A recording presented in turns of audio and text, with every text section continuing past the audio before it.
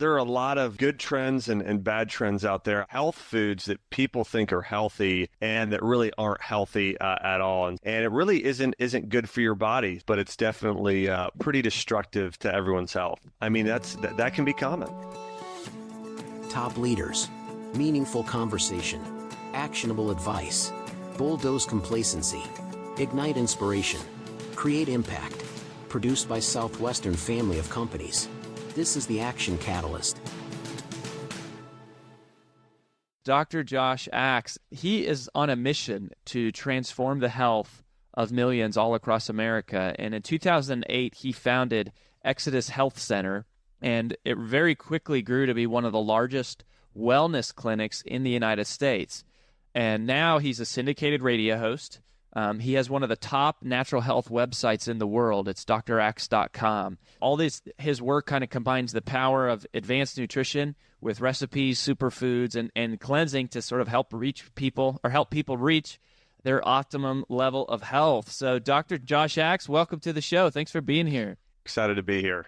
What do you think are some of the most dangerous trends that you're seeing in health, particularly as business people, that we might have to be aware of? Sure. Well, there are a lot of both good trends and bad trends out there. I would say when it comes to sort of bad trends, a lot of these things have happened for a long period of time, and that's just sort of sitting at your desk all day long. And the other thing would be obviously just poor diet choices. And I would say one of the things that goes along with that is a lot of these energy shots today. I think a lot of times we think, okay, I want that quick fix. I want that little boost of energy. And so even things like 5-hour energy today, and there's things much, much worse than that. But, whether you're stopping at a gas station or a convenience store, just going to your regular restaurant, they have these little things everywhere. And, doing these large amounts of especially, I know coffee too, over the past 20 years has become the meeting place for so many business, small business meetings and things along those lines. But, all of that excess caffeine and all of those stimulants over time, your body becomes dependent upon them. And it really isn't good for your body. So on the flip end of that, I think eating a diet that's higher in especially vegetable juices. And so for me, one of the things I've taught my patients for years is, hey, let's not overdo the coffee. Not that a cup of coffee a day for most people in the morning isn't going to be a big issue. In fact, I think it can be healthy and fine for some people. But, I get the same buzz and even a different type of buzz and improved health benefits from doing vegetable juice. Mm-hmm. And the great thing about vegetable juices is they sell these now oftentimes where they do a process called cold pressurization instead of pasteurization, which is better. And so you can pick these up at Whole Foods. Even sometimes Starbucks will have some of these juices. I think that's actually a great option, is to do some veggie juice, because veggie juice is getting like a high concentrated dose of fruits and vegetables. Actually, in fact, one glass of veggie juice can be the equivalent of eating 5 to 6 servings at least of vegetables. And so it is kind of like a day's worth of vegetables in one single glass. A lot of these naked juices and Adwalia juices, the problem is that it's pure fruit juice. And sometimes they're even putting fruit juice concentrates in there. And so the great thing about vegetable juice is that it's going to be much lower in sugar, much higher in nutrients. And, and not to say that a little bit of sugar, that there's no issue with a little bit of sugar. If you're getting some sugar from carrots and beets in a veggie juice, or even a little bit of grapefruit juice or lemons or things like that, a little bit of sugar isn't that bad. But the problem with most of these, again, the naked juices, is they're pretty much pure fruit juice and just really a lot of sugar. So talk to me about the 5-hour energy shots. Now, there are things worse than 5-hour energy. In fact, when all of these energy drinks got in the market, I've written several articles on especially things like Red Bull, and there were other ones out there that I think were even pulled off the market because of it was causing heart issues in people. In fact, some people were having heart failure and heart issues from drinking all of these energy drinks. 5-hour energy came along. They've done a great job. The good thing about them is they do have better ingredients in theirs, which I think is a bonus. But still, a lot of these things are stimulants, and it depends on the person as well. For some people, If somebody is getting plenty of rest, somebody has a personality that's very calm, and that's their natural state, they may actually do better with a 5 hour energy and not have as many long-term issues. But again, even if it's natural, doing stimulants, relying on a stimulant for your body all of the time, typically isn't the best. But I would say if somebody has an issue, let's say like adrenal fatigue, caffeine and stimulants can actually really wear on your adrenal glands over time. And again, this isn't for everybody. That's what's kind of hard about answering questions sometimes is 5 hour energy for some people, their bodies might do fine with it. And for other people, long term, it's really going to cause some potential issues, especially with the adrenal glands, kidneys, and those types of things. So veggie juice, though, that's the safe play. It's a safe play. People use it in, everything from Gerson therapy in the treatment of cancer to naturally boosting energy to cleansing to detox. In fact, if somebody is looking for an energy boost, the ultimate vegetable is beets. Beet juice, there are actually studies now on triathletes and on athletes, and it increasing their endurance time, their stamina, their overall strength. It actually contains something in it called nitric oxide. I think this is interesting that many of us are aware of Lance Armstrong being banned from cycling, and a lot of professional cyclists today, including what Lance Armstrong was busted for, got busted for something called blood doping, and that's where he's actually oxygenating his red blood cells. And the amazing thing is if you're consuming beet juice, you're not doing it to the degree they were doing it, but you're doing it in a completely natural and healthy way. In fact, beet juice increases nitric oxide naturally in your body. So it's great for people for improving their heart health, but it is incredible for naturally increasing your stamina, energy, and endurance. And so again, if you want a natural energy boost, beetroot juice or beet juice is fantastic. So what do you think are some other misconceptions, like foods that people have where you go, hey, I think I'm eating healthy, but really, as it turns out, I'm not eating healthy at all? Yeah, well, I actually have an article on my health website that really gets into the health foods that people think are healthy and that really aren't healthy at all. And so I can go ahead and walk everybody through what some of these foods are. But for starters, one of the biggest ones, and I kind of mentioned this earlier, but there's no doubt the fruit juice. So many people think it's healthy. It's definitely not. It's so much concentrated sugar. Now, eating fruit by itself or eating fruit in a smoothie, fine. When you go to the grocery store, we're buying pasteurized orange juice or the kids' apple juice. Now, if you're actually doing fresh pressed juice from fruits, some people are going to do great with that. Other people, it may be too much sugar. But if that's really the only extra sugar you're getting during the day, it's not going to be issues. If you just got done with a really hard workout or you're about to work out, it's not going to be an issue either because your body is going to burn up all of that sugar. So again, doing fruit juice around a workout, not as much of an issue either. But let's say somebody has sensitive blood sugar, of course, a diabetic, or just your average person today who's even just a few pounds overweight. In that case, no, doing fruit juice, even fresh pressed juice. Now, again, it's different if it's, okay, you've got quite a few vegetables in there Sure. as well, and then you're doing you're juicing one apple as part of your juice mixture. Again, not really much of an issue there as well. I think that's completely fine for just about everybody, unless, again, somebody is in a semi-diabetic or diabetic state. But yeah, again, it really depends on the person. But just to give you an example, if you are doing a big, let's say a 20 ounce, a big thing, and it's almost mostly juice, you're getting probably 60 to 70 grams of sugar in a 32 ounce. Think about that, a 16-ounce soda, there's typically 40 grams of sugar. When fruit juice, it's pretty close. I mean, you're going to have 60 to probably almost 80 grams of sugar. Well, it just depends. But either way, it's a lot of sugar in one sitting without any fiber. And so it's just something to be conscious of. And again, if you're working out, your body will burn it up. And in that case, it's probably not a concern. Wow.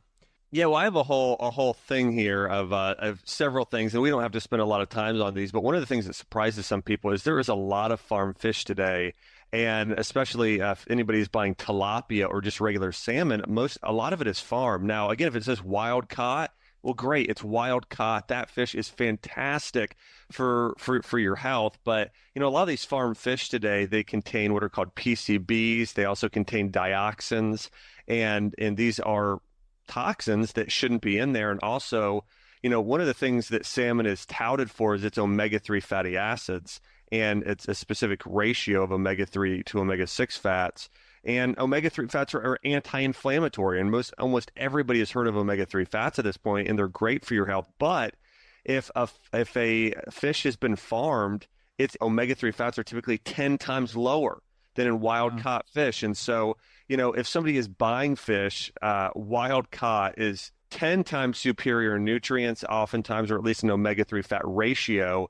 And then also it's completely free of toxins. So that's a much better option as well. And I would say just a few other foods to consider and keep out of your diet. Another big one is canola oil. Many people think canola oil is healthy. The problem is 90% of canola oil today is either it's genetically modified and it's partially hydrogenated. So in most cases, it's just as bad as any other vegetable oil. And then I would say artificial sweeteners. This is something a lot of people are still using. It surprises me, even in the business world. And they think, oh, I'm going to do, a Coke Zero or some sort of diet soda. And, Splenda breaks down into chlorine in the body, and those high levels of chlorine basically suffocate your cells. They lead to other illnesses over time. And they actually, one of the biggest problems is artificial sweeteners, whether it be aspartame or Splenda, also known as sucralose, is they kill off probiotics in your gut.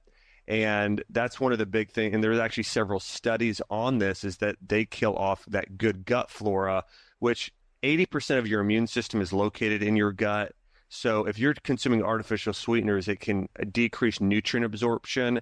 It can cause a condition called leaky gut over time, even increasing your risk of allergies, food sensitivities, other health issues. And so again, artificial sweeteners is probably one of those other things I still see a lot of people doing, but it's definitely pretty destructive to everyone's health. One of the other things that I always wonder about is Caesar salad. It's like, Well, it depends. Of course, romaine lettuce is a great bitter lettuce. It's good for your liver, your gallbladder, and some of your other organs. But yeah, the problem is some of these salads today have more dressing than they do lettuce and vegetables. And so, if you're doing, let's say you're doing a small amount, let's say a tablespoon of a natural Caesar that's made with, let's say, cashews or macadamia or something like that. Let's say more of a natural substance, a vegan-based recipe. I think that's okay, to do a couple tablespoons of that. But yeah, traditional Caesar today is loaded with soybean oil. And we know soy is a major issue today in terms of increasing estrogen in men, increasing the risk of cancer in women. And so they have what are called phytoestrogens. So again, most of them have soybean oil and cottonseed oil, it's a genetically modified oil, really high in calories as well. But again, the bigger issue is that it's a hydrogenated oil. And so, yeah, I agree with you. If you're going to just go to a regular restaurant and buy a regular Caesar salad, it is not good for your health. And I think a great replacement is doing olive oil and balsamic vinegar or something along those lines, or even buying a natural. In fact, if you go to a place like Whole Foods, if that's in your area, you can probably find a more natural Caesar. And you still want to use that in moderation, but that's at least a better option. so I want to talk about some stress level stuff. What are some things we can do to kind of manage the stress level a little bit? For stress, here's what I think a lot of people don't realize is that, and I know that you do realize this, but stress is healthy if it's taken in doses. My wife and I work out all the time, and but we always take at least one day a week off, and typically two. And the reason is when we work out hard. It's when we don't schedule in times of rest that you're going to have an issue. And so again, you can work as hard. I mean, in most cases, you can work really, really hard, be into things and give it your all, but you have to take at least one day a week off, and you have to schedule things throughout your day that get your mind off things and allow your body to rest. And so, your mind in a way is a muscle. It has to work. If you never rest it, it's just like, if you're trying to work your biceps over time, if you give it too much of a load day after day after day, you're lifting these heavy dumbbells, eventually you're going to tear it, you're going to injure it. And the same thing can happen with our minds and our emotions if we overdo it. And so one of the things I've had my patients do over the years is get out a sheet of paper, have them write down on the left side everything that is stressing them out and their work hours, and kind of we kind of brainstorm and write out all those things on the right side of the sheet of paper. I have them write down all of the things they love to do, things that bring them joy, things that help take their mind off things. And whether that be going for a walk or going to the mall or watching a movie by themselves, whatever it is, we kind of write down all those things that they love to do. And so we go down the left side and we start figuring out, okay, how do we better deal with this situation? What can you get out of your life? Because a lot of times we have too many things we're doing, and what's things that you can say no to. And on the right side, we start scheduling those things in, because a lot of us have a work schedule. We have scheduled in to bring kids to soccer practice or whatever it is. You really need to schedule in times of rest, times of joy, and times to live life. And I see this in a lot of people, in business professionals. This is something where I understand. I'm type A. I will go out there and I'll put in an 80-hour week, or I would if I didn't have scheduled in times of rest and understanding this. In fact, there's a great book that really hits on this topic. It's called The Power of Full Engagement. It's a great business book that everyone might enjoy, but they really talk about this. And they actually have done studies on business executives, and they found they were much more effective when they schedule it in times of rest. And that might look like you once a day taking a 30-minute walk in the afternoon and kind of letting your brain recharge and get refreshed. Even something as simple as that makes a big difference. Even, taking your time and working out in the middle of the day. Even if it's just 30 minutes, that it allows to reset your brain. In fact, in the book, they really talk about it takes 20 minutes of not thinking about and concentrating on something for your brain to reset. And if you can take 20 to 30 minutes completely away from thinking and being engaged, it really allows your body to sort of reset there. So anyways, I think in terms of stress, that's an important thing to consider. And I talked about the business side. It's a similar thing, though, with parents, whether you're a business exec or not. I know a lot of moms out there who they're with kids all day, and they probably get zero alone time in an average week. And so one of the things I work with those moms at doing is getting 3 hours by themselves a week. And so they can walk through the mall or do lunch with a best friend or whatever it might be. But this is really, I think it's important for everyone to try and do. I know everyone has different spiritual beliefs, but this is something, taking a Sabbath or a day off that's been done from the beginning of time. And if you look in other cultures, both in Asian culture, European culture, there is a very long time in the middle of the day where people are resting. So, in Europe, lunch is definitely longer, typically an hour and a half to 2 hours in some cases. In Asia, again, there's times for tea and those sort of things in the middle of the day. And so a lot of times I know business execs in the U.S. Are working from 6 a.m. to 10 p.m. I mean, that can be common. Mm-hmm.